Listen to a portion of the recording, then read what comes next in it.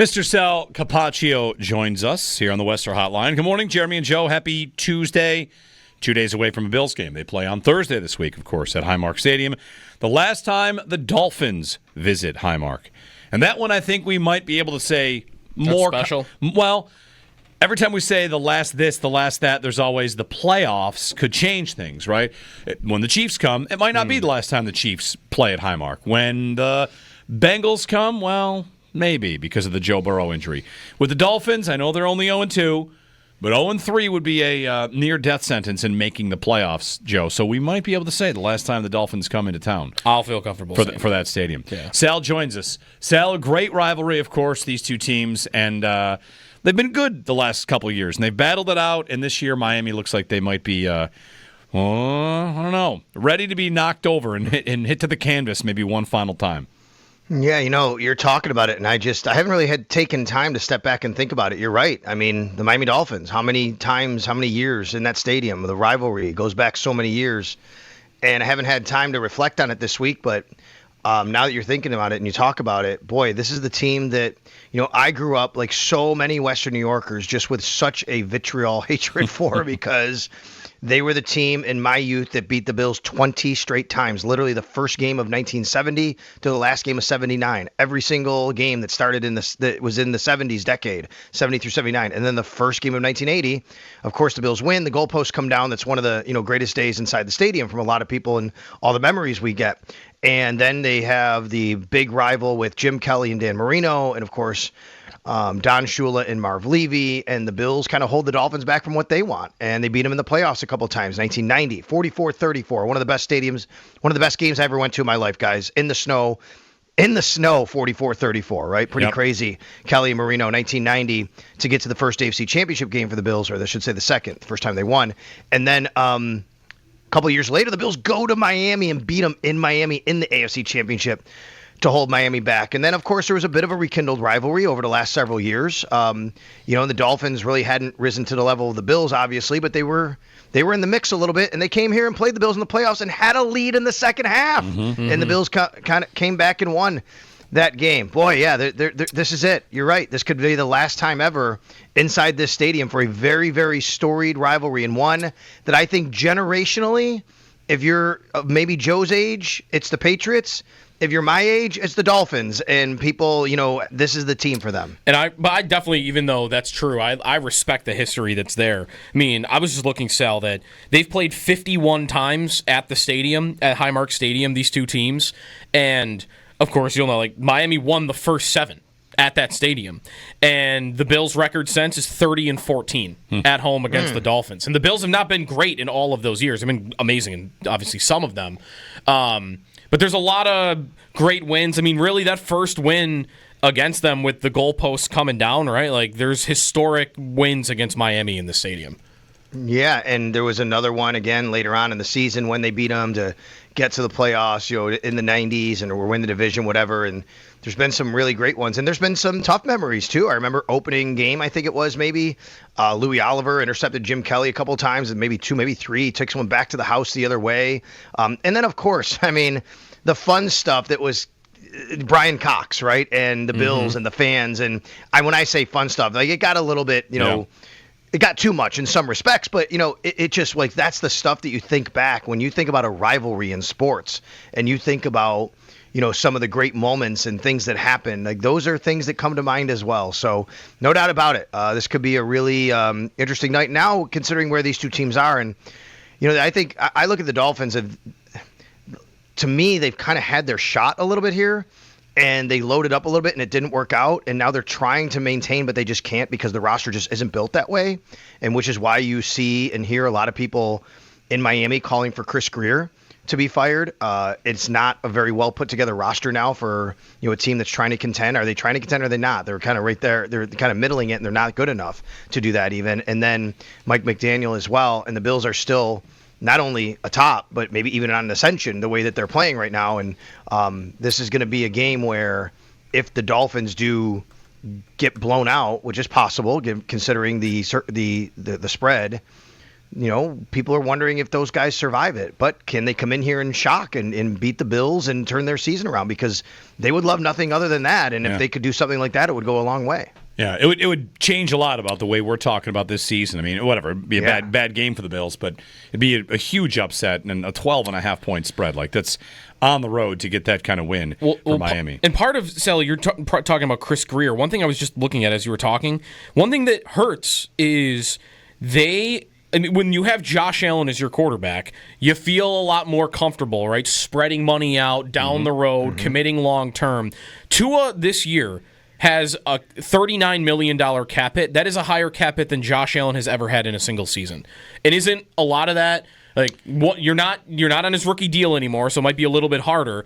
And two, doubly hard, Sal, when you're not fully committed to, we'll have this guy in 10 years, you have to eat a bigger cap hit on the short term, and that makes it a lot harder, I think, to build a roster. 100%. And, they have some contract that they kind of went all in on over the last few years, and then now they're regretting it, right? Like Jalen Ramsey, when they signed him to that deal, and then bam, right away they move on from him. And even Tyreek Hill and where that's going right now. And now there's rumors, is he going to be not even on the team, over the next several weeks by the trade deadline and things like that. So you're right, Joe.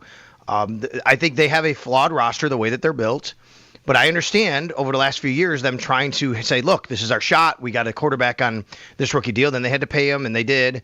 And they tried to get some talent and say, we're going to try and compete here. But I think they're also still trying to compete now without having that same talent. And like you said, now you're top heavy on some guys, and you're really trying to fill the roster with guys who really aren't really NFL caliber maybe in some spots deep on their depth chart.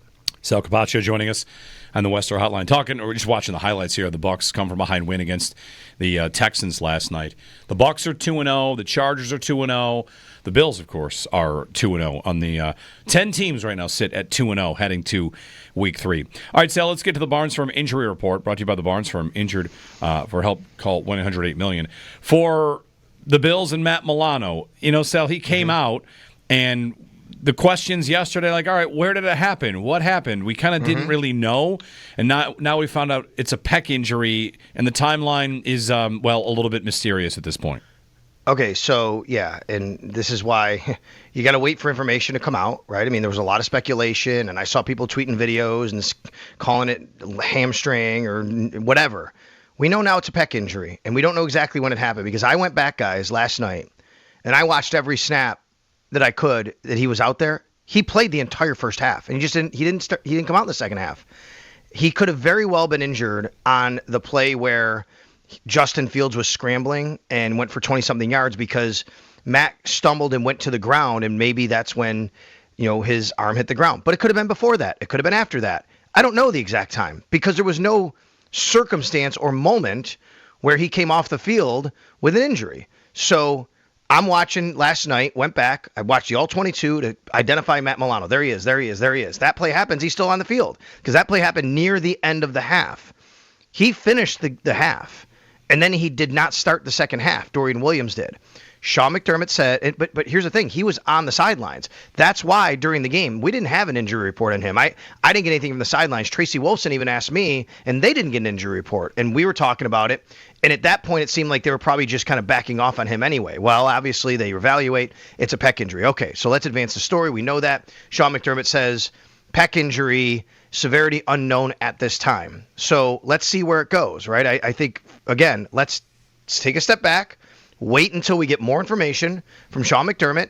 Obviously, the concerning news is this is a pec injury, and that can be bad. And Matt Milano's had some soft tissue injuries over the years where he's had to miss time, including a pec injury before, and where he missed some time, and including a bicep last year where obviously he missed the majority of the season.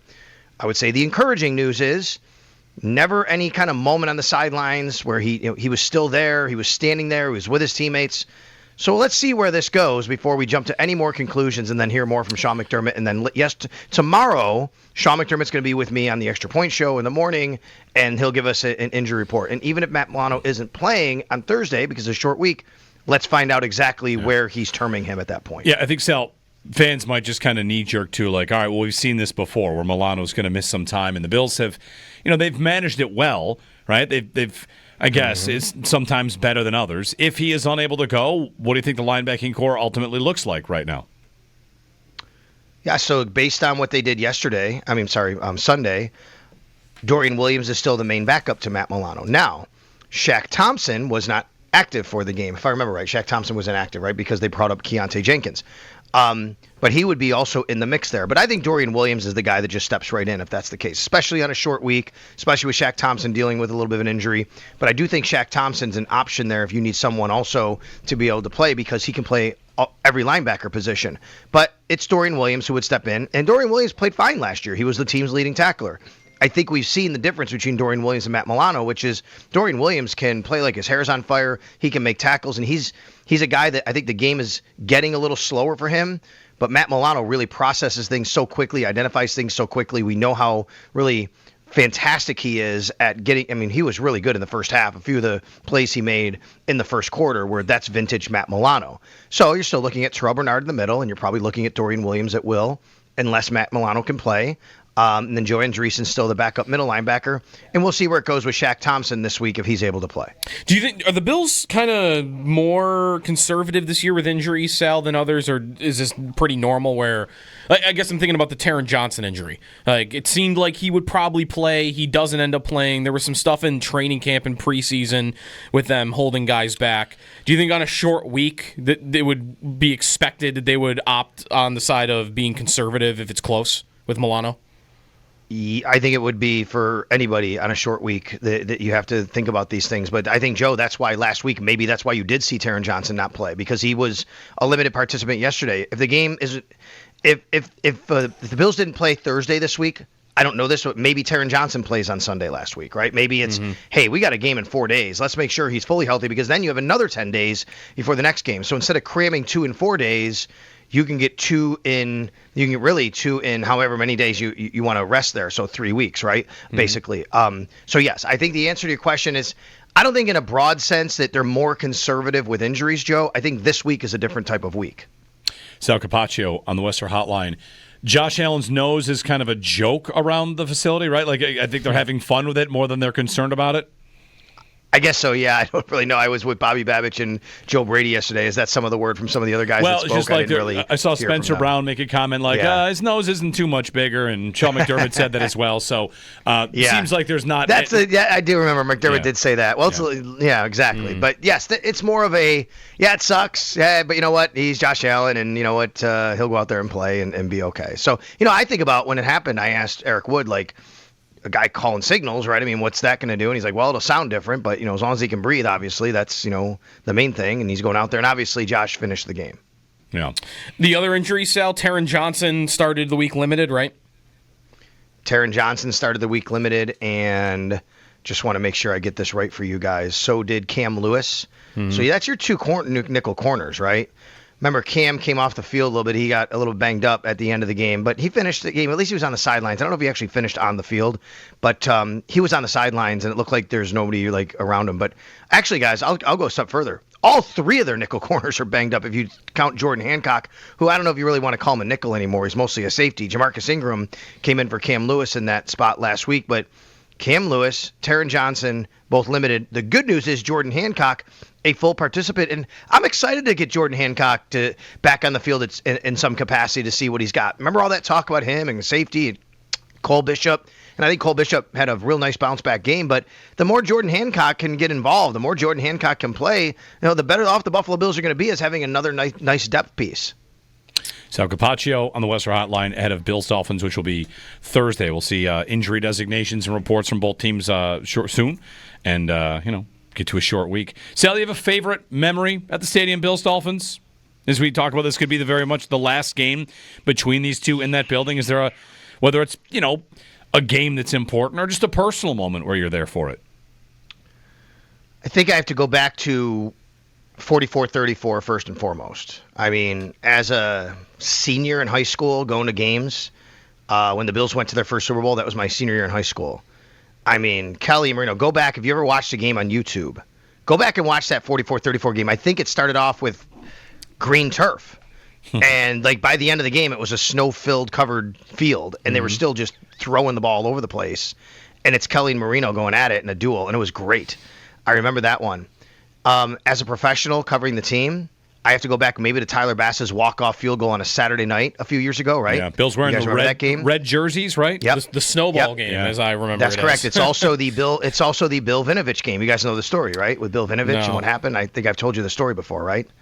Okay, so Bills fans. Unfortunately, there were some Bills fans throwing snowballs. You guys remember that, right? Okay. Yeah. Now I think I remember this, but yeah, tell the story. And people were throwing snowballs. So Bill Vinovich is refereeing the game on a Saturday night, national television. He walks over to the Bills sideline. He sees me. I have a microphone on my hip because I'm the radio network sideline reporter. He apparently thinks I'm the PA announcer for the Bills for the Highmark Stadium. Uh-huh. And he walks up to me and says, "Can you please announce to this crowd to stop throwing snowballs?" And I said, "Sir, I am not the PA announcer. I am the radio sideline reporter." And Bill Vinovich looked at me like I was an alien from outer space, like he had no idea what I was talking about. And I'm like, I'm trying to explain. I show him. And I have pictures that people took of me explaining this to Bill Vinovich, showing him my microphone, like, I can't do that for you.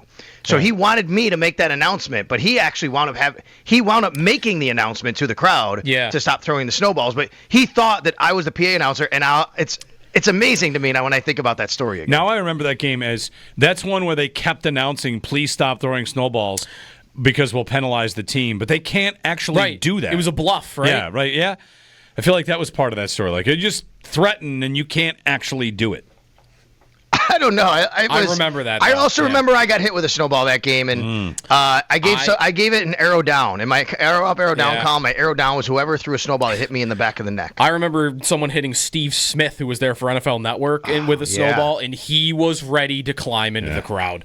That is not terrible. The person you wanted to be doing that to in the first place. Well, and actually, guys, the following March, I see Mike McDaniel at the owners' meetings, and we just started chatting, and I said, hey, I know I'm the radio network sideline reporter for the Bills, and blah blah blah, and he goes, hey, tell your fans don't be hitting me with snowballs, and he was kind of joking. I said, Coach, I got hit with a snowball, and I'm on that sideline, right? Yeah. I mean, like, I get it. The point is, don't throw anything, right? Yep. But that was the snowball game, and all that stuff started happening. The Bill Vinovich thing is just something I'll always take with me. It's one of those moments that you're like, oh my God, like I can't believe that happened to me. And the 90 divisional round game you mentioned, 44-34. I just pulled up the box score. So, Kelly, 339 yards, 3 touchdowns and a pick. Marino, 323 yards, 3 touchdowns and 2 picks. Yeah. That's a duel. Speaking of this, it was awesome, man. Sal, one thing you're gonna remember this, and I don't know, Joe, if you know this. Like Joe, Owen, Joe, these guys are young on the. I just looked it up to make sure it was true. Sal, you remember far enough back in the NFL where they used to penalize teams for crowd noise? Yes, that happened for like maybe 1 year, maybe 2, but 1989. I just searched, and in 1989, it was against the rules. Like if your home crowd was too loud, disrupting the other team's offense, they would penalize. I've seen clips of this, and it blew my mind. Yeah, I'm like, what do you mean? Like they're gonna penalize them? Like I didn't know that when they must have changed it at some point. What, in the 90s? You could revoke timeouts or assess 5-yard penalties for persistent noise. Okay, well, Joe, what happened was it was like a 1 year thing they did. It wasn't that was just the rule all the time. Oh, okay. And throughout the 80s, like you can make as much noise as you want. And then 1 year they came out and said, guess what? We have to have both teams be able to hear, so we're going to make this rule. Yep. So like 1 year they had this rule, and everybody's like, this is the most ridiculous thing ever. Everybody paid their money to go to the stadium. They should be able to cheer, right? And loud and help their team. So they went away with it. What I remember about it, I'm not kidding, there was a commercial that they made, the NFL helped make. And there was, the song, it goes, sit down, sit down, sit down, sit down, you're rocking the boat. You ever hear that song? Right? There's a song. It's Anyway, they have a song. I don't know who made it. Anyway. And the NFL did a commercial, and it had this song, sit down, sit down, sit down, sit down, you're rocking the boat. And it had a bunch of it had footage of quarterbacks telling people to settle down, like when they do in their home stadium. You know what I mean? And it was like the message to tell people via a commercial, hey, when you go to the game, make sure you're a little quieter. Yeah, right. Brutal. Absolutely crazy that happened. Yep. All right. Thank you, Sal. You got it, guys. Sal Capaccio on the Western Hotline. Bills-Dolphins Thursday, 8:20.